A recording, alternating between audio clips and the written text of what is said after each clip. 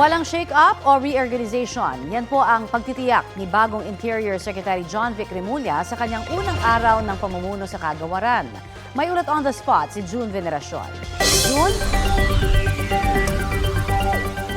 Connie, opisyal lang umupo sa pwesto si dating Cavite Governor John Vic Remulla bilang ang bagong Secretary ng Department of Interior Local Government o DILG.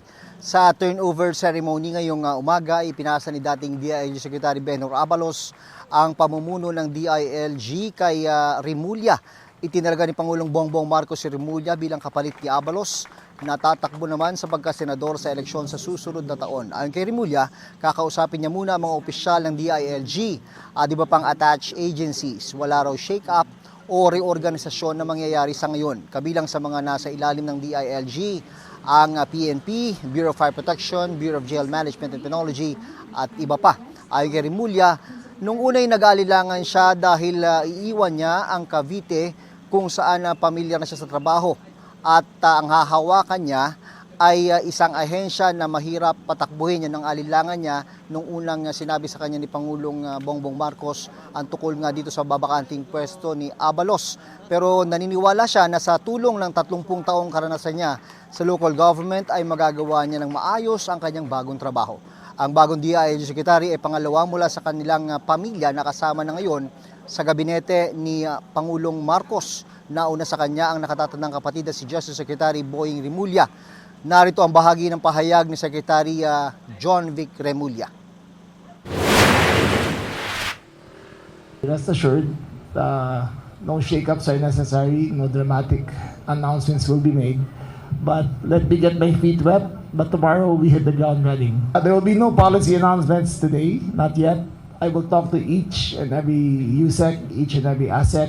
I will talk to the heads of offices.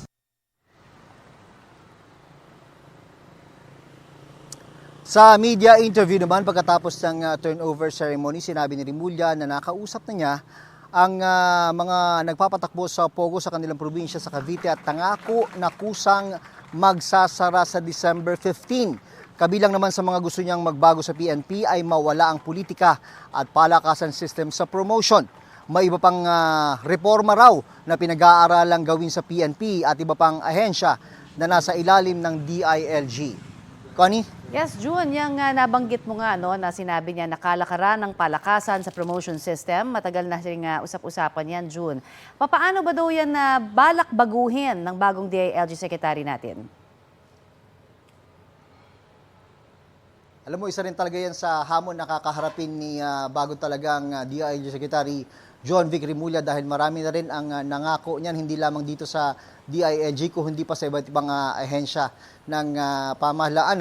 Pero ang sabi niya rito, ang promotion system ay dapat merit-based at ang sabi niya ang mga mapupromote lang dapat ay yung mga karapat dapat. In fact, nung nga daw pinanggalingan niyang opisina, yung Office of the Governor ng Cavite, ay minsan daw ay hindi siya nakialam kung sino ang itatalagang police provincial director dun sa kanilang probinsya. Ang nangyayari daw ay tinatanggap na lang niya yung pangalan na kung alin nais ng liderato ng PNP na maupo bilang provincial director ng kanyang probinsya. Connie.